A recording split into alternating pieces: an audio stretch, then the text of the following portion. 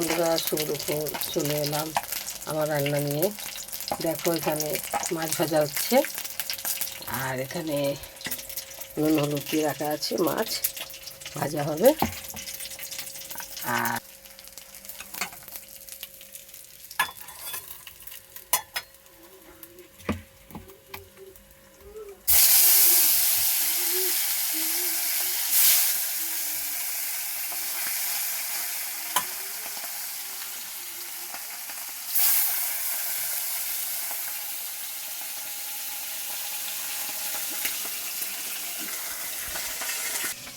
দেখো বন্ধুরা, এখানে কলমি শাক ভাজা আছে, আর আছে এখানে ডাল, মুসুর ডাল,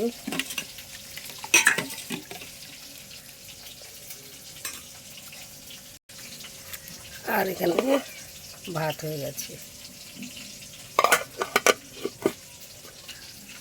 সাথে থাকবে, পাশে থাকবে, লাইক কমেন্ট করে জানাবে বন্ধুরা।